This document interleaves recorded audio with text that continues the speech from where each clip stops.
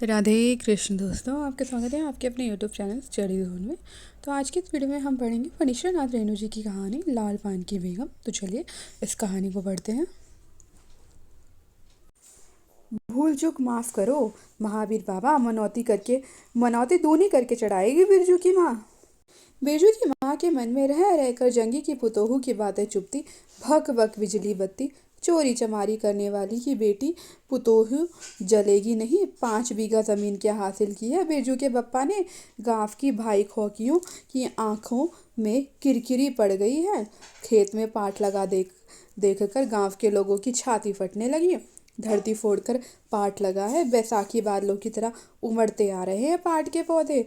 तो अलान तो फलान, इनकी इतनी आंखों की धार भला फसल रहे। जहाँ 15 पन पाट होना चाहिए, सिर्फ 10 मन पाट काटा पर तोल के ओजन हुआ भगत के यहाँ। इसमें जलने की क्या बात है भला। बिरजू के बप्पा ने तो पहले ही कुरमाटोली के एक एक आदमी को समझा के कहा, जिंदगी भर मजदूरी करते रह जाओगे, सर्वे का समय हो रहा है, लाठी कड़ी करो तो 2-4 बीघे जमीन हासिल कर सकते हो। सो गांव की किसी पुतखौकी का भतार सर्वे का के समय बाबू साहेब के खिलाफ खासा भी नहीं। बिरजू के बप्पा को कम सहना पड़ा है। बाबू साहेब गुस्से से सर्कस नाच के बाघ की तरह हुमहड़ते रह गए। उनका बड़ा बेटा घर में आग लगाने की धमकी देकर गया। आखिर बाबू साहेब ने अपने सबसे छोटे लड़के को भेजा, बिरजू की माँ को मौसी कहकर पुकारा। ये ज़मीन बाबूजी ने मेरे नाम से खरीदी थी, मेरी पढ़ाई लिखाई उसी ज़मीन की उपज से चलती है। और भी कितनी बातें खूब मोहना जानता है उतना जरा सा लड़का जमींदार का बेटा है कि। चंपिया, बिरजू सो गया क्या? यहाँ आजा बिरजू, अंदर तू भी आजा चंपिया, भला आदमी आए तो एक बार आज। बिरजू के साथ चंपिया अंदर चली गई, डिबरी बुझा के। बप्पा बुलाए तो जवाब मत देना, खपच्ची गिरा दे। भला आदमी रे भला आदमी, मुंह देखो जरा इस मर्द का। बिरजू की माँ दिन रात मंझाना देती रहती तो ले चुके थे जमीन। रोज आकर माथा पकड़ के बैठ जाए, मुझे ज़मीन नहीं लेनी है। बिरजू की माँ मजूरी ही अच्छी जवाब देती थी। बिरजू की माँ खूब सोच समझ के छोड़ दो, जब तुम्हारा कलेजा ही स्थिर नहीं होता है तो क्या होगा। जोरू ज़मीन जोर के नहीं तो किसी और के। बिरजू के बाप पर बहुत तेजी से गुस्सा चढ़ता ही जाता है। बिरजू की माँ का भाग ही खराब है जो ऐसा गोबर गणेश घर वाला उसे मिला। कौन सा शौक मोज दिया है उसके मर्द ने, कोहलू के बैल की तरह खट कर सारी उम्र काट दी इसके यहाँ। कभी एक पैसे की जलेबी भी लाकर दे दी हो उसके खसम ने। पाट का दाम भगत के यहाँ से लेकर बाहर ही बाहर बैल हटता चले गए। बिरजू की माँ को एक बार नमरी लोट देखने भी नहीं दिया आँख से। बैल खरीद लाए, उसी दिन से गांव में ढिंडोरा पिटने लगे। बिरजू की माँ इस बैलगाड़ी पर चढ़कर जाएगी नाच देखने, दूसरे की गाड़ी के भरोसे नाच दिखाएगा। अंत में उसे अपने आप पर क्रोध हो आया। वह खुद भी कुछ कम नहीं है, उसकी जीभ में आग लगे। बैलगाड़ी पर चढ़कर नाच देखने की लालसा किसी कुसमय में उसके मुंह से निकली थी, भगवान जाने। फिर आज सुबह से दोपहर तक किसी ना किसी बहाने उसने 18 बार बैलगाड़ी पर नाच देखने की चर्चा छेड़ी है। लोग खूब देखो नाच, कतरी के नीचे दुशाले का सपना। कल भोरे पानी भरने के लिए जब जाएगी, पतली जीभ वाली पतुरिया सब हंसती आएंगी हंसती जाएंगी। सभी जलते हैं उससे। हाँ भगवान, दाढ़ी जार भी, 2 बच्चों की माँ होकर भी वह जस की तस है। उसका घरवाला उसकी बात में रहता है। वह बालों में गरी का तेल डालती है। उसकी अपनी जमीन है, किसी के पास एक घूर जमीन भी अपने इस गांव में जलेंगे नहीं। 3 बीघे में धान लगा हुआ है। अनगही लोगों की बिकतीट से बचे तब तो। बाहर बैलों की घंटियां सुनाई पड़ी। तीनों सतर्क हो गए, उत्कर्ण होकर सुनते रहे। अपने ही बैलों की घंटी है। क्यों रे चंपिया और बिरजू ने प्राय एक ही साथ का हूँ। चुप, बिरजू की माँ ने फिसफिसा कर कहा, शायद गाड़ी भी है, गड़गड़ाती है ना। हूँ दोनों ने फिर हुंकारी भरी। चुप, गाड़ी नहीं है तो चुपके से टट्टी में छेद करके देख तो आ चंपी, भाग के आ चुपके। चंपिया बिल्ली की तरह होले होले पाँव से टट्टी के छेद से झांक आई। यहाँ मैया, गाड़ी भी है। बिरजू हड़बड़ा कर उठ बैठा।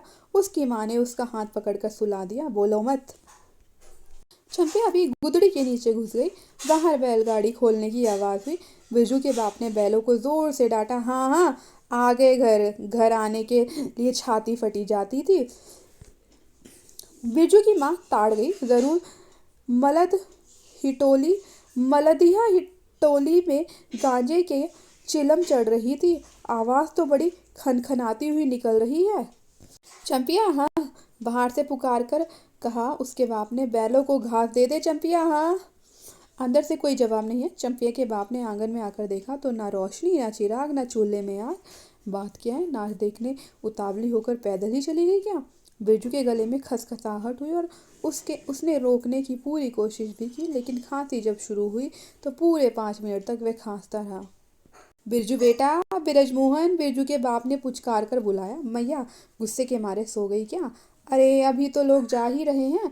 बिरजू की माँ के मन में आया कि कस कर जवाब दे। नहीं देखना है नाच, लौटा दो गाड़ी। चंपिया हाँ, उठती क्यों नहीं? ले धान की पंचसी रख दे। धान की बालियों का छोटा जब्बा झोपड़े के ओसरे पर रखकर उसने कहा, दिया बालो। बिरजू की माँ उठकर ओसारे पर आई। 1:30 रात को गाड़ी लाने की क्या जरूरत थी? नाच तो अब खत्म हो रहा होगा।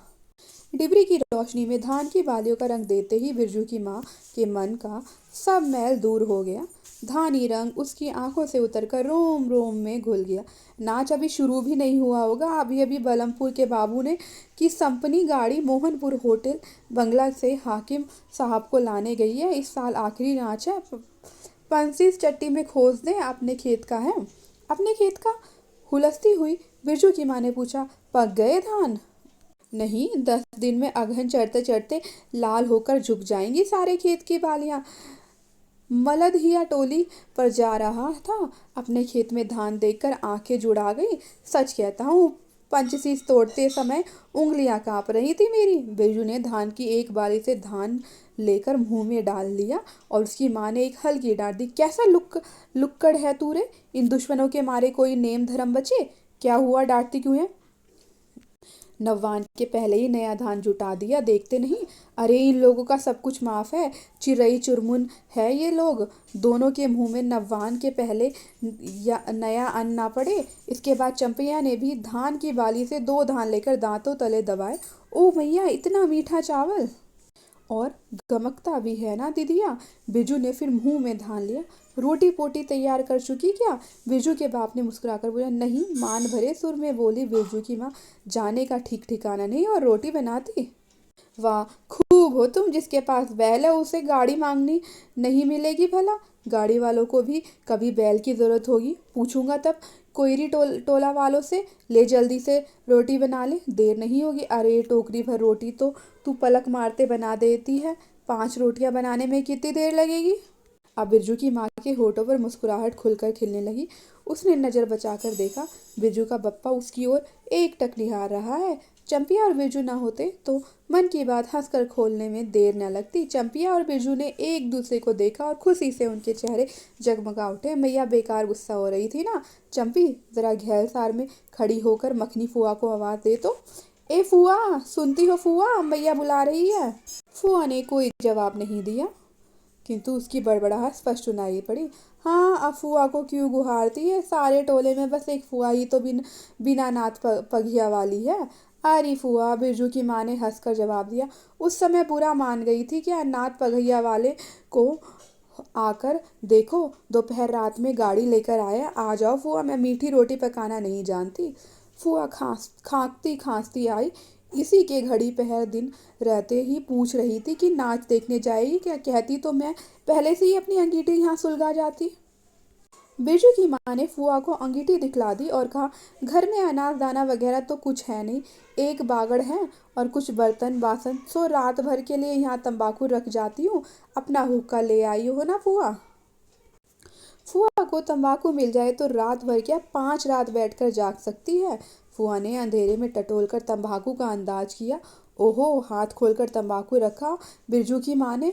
और एक वह है सहुआइन, राम कहे, उस रात को अफीम की गोली की तरह एक मटर भर तंबाकू रखकर चली गई गुलाब बाग मेले और कह गई कि डिब्बी भर तंबाकू है। बिरजू की माँ चूल्हा सुलगाने लगी।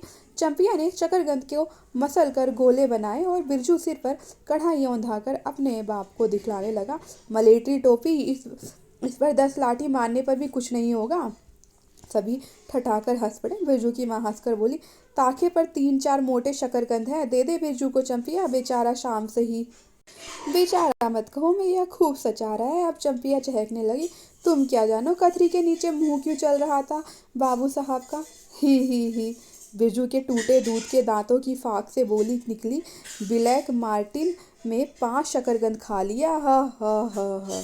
सभी फिर ठठा कर हंस पड़े। बिरजू की माँ ने फुआ का मन रखने के लिए पूछा, एक कनवा गुड़ है, आधा दूं फुआ। फुआ ने गदगद होकर कहा, अरे शकरकंद तो खुद मीठा होता है, उतना क्यों डालेगी। जब तक दोनों बैल दाना घास खाकर एक दूसरे की देह को जीभ से चाटे, बिरजू की माँ तैयार हो गई। चंपिया ने छीट की साड़ी पहनी और बिरजू बटन के अभाव में पैंट पर पटसन की डोरी बंधवाने लगा। बिरजू की माँ ने आंगन से निकल गांव की ओर कान लगाकर सुनने की चेष्टा की। ऊहू, इतनी देर तक भला पैदल जाने वाले रुके रहेंगे। पूर्णिमा का चांद सिर पर आ गया है। बिरजू की माँ ने असली रूपा का मांग टिक्का पहना है। आज पहली बार बिरजू के बप्पा को हो क्या गया है। गाड़ी जोतता क्यों नहीं, मुंह की ओर एक टक देख रहा है, मानो नाच की लाल पान की। गाड़ी पर बैठते ही बिरजू की माँ की देह में एक अजीब गुदगुदी लगने लगी। उसने बांस की बल्ली को पकड़ कर कहा, गाड़ी पर अभी बहुत जगह है, जरा दाहिनी सड़क से गाड़ी हाँकना। बैल जब दौड़ने लगे और पहिया जब चू चू करके घर घर आने लगा तो बिरजू से नहीं रहा गया। उड़न जहाज की तरह उड़ाओ बप्पा। गाड़ी जंगी के पिछवाड़े पहुंची। बिरजू की माँ ने कहा, जरा जंगी से पूछो ना, उसकी पुतोहू नाच देखने चली गई क्या। गाड़ी के रुकते ही जंगी के झोपड़े से आती हुई रोने की आवाज़ स्पष्ट हो गई। बिरजू के पप्पा ने पूछा, अरे जंगी भाई, काहे कन रोहट हो रहा है आंगन में। जंगी घूर ताप रहा था। बोला, क्या पूछते हो रंगी, बलरामपुर से लौटा नहीं, पुतोहिया नाच देखने कैसे जाए। आसरा देखते देखते उधर गांव की सभी औरतें चली गईं। अरे ट्यूशन वाली तो रो रही है काहे। बिरजू की माँ ने पुकार कर कहा, आजा, झट से कपड़ा पहनकर, सारी गाड़ी पड़ी हुई है, बेचारी, आजा जल्दी। बगल के झोपड़े से राधे की बेटी सुंदरी ने कहा, काकी गाड़ी में जगह है, मैं भी आऊं। बांस की झाड़ी के उस पार लरेना खवास का घर है, उसकी बहू भी नहीं गई। गिलट का झुमकी कड़ा पहनकर झमकती आ रही है। आजा, जो बाकी रह गई है सब आ जाएं जल्दी। जंगी की पुतोहू, लरेना की बीवी और राधे की बेटी सुंदरी तीनों गाड़ी के पास आई। बैल ने पिछला पैर फेंका। बिरजू के बाप ने एक भद्दी गाली दी, साला लताड़ मारकर लंगड़ी बनाएगा पुतोहू को। सभी ठठाकर हंस पड़े। बिरजू के बाप ने घूंघट में झुकी दोनों पुतोहुओं को देखा। उसे अपने खेत की झुकी हुई बालियों की याद आ गई। जंगी की पुतोहू का गौना 3 मास पहले हुआ है। गौने की रंगीन साड़ी से कड़वे तेल और लठवा सिंदूर की गंध आ रही है। बिरजू की माँ को अपने गौने की याद आई। उसने कपड़े की गठरी से 3 मीठी रोटियां निकाल कर कहा, खा ले एक एक करके, सिमरहा के सरकारी कूप में पानी पी लेना। गाड़ी गांव से बाहर होकर धान के खेतों के बगल से जाने लगी। चांदनी कार्तिक की खेतों से धान के झड़ते फूलों की गंध आती है। बांस की झाड़ी में कहीं दुधी की लता फूली है। जंगी की पुतोहू ने एक बीड़ी सुलगाकर बिरजू की माँ की ओर बढ़ाई। बिरजू की माँ को अचानक याद आई चंपिया, सुनरी, लरेना की बीवी और जंगी की पुतोहू, ये चारों ही गांव में बेस्कोप का गीत गाना जानती हैं खूब। गाड़ी की लीक धन खेतों के बीच होकर गई। चारों ओर गौने की साड़ी खसखसाहट जैसी आवाज़ होती है। बिरजू की माँ के माथे में मंगटिक्के पर चांदनी छिटकती है। अच्छा, अब एक बेस्कॉप का गीत गा तो चंपिया, डरती है काहे, जहाँ भूल जाओ कि बगल में मास्टरनी बैठी ही है। दोनों पुतोहुओं ने तो नहीं, किंतु चंपिया और सुनरी ने खंखार कर गला साफ किया। बिरजू के बाप ने बैलों को ललकारा, चल भैया और जरा जोर से गा रे चंपिया, नहीं तो मैं बैलों को धीरे धीरे चलने कहूँगा। जंगी की पुतोहू ने चंपिया के कान के पास घूंघट ले जाकर कुछ कहा और चंपिया ने धीमे से शुरू किया, चंदा की चांदनी। बिरजू को गोद में लेकर बैठी उसकी माँ की इच्छा हुई कि वह भी साथ साथ गीत गाए। बिरजू की माँ ने जंगी की पुतोहू को देखा, धीरे धीरे गुनगुना रही है वह भी, कितनी प्यारी पुतोहू है। गौने की साड़ी से एक खास किस्म की गंध निकलती है। ठीक ही तो कहा है उसने, बिरजू की माँ बेगम है, लाल पान की बेगम। यह तो कोई बुरी बात नहीं, हाँ वह सचमुच लाल पान की बेगम है। बिरजू की माँ ने अपनी नाक पर दोनों आंखों को केंद्रित करने की चेष्टा करके अपने रूप की झांकी ली। लाल साड़ी की झिलमिल किनारी, मंगटिक्का पर चांद, बिरजू की माँ के मन में अब और कोई लालसा नहीं, उसे नींद आ रही है। और यहीं पर ये कहानी ख़त्म होती है, लाल पान की बेगम। तो आपको वीडियो अच्छे लगे तो लाइक करें, शेयर करें, हमारे चैनल को सब्सक्राइब करें।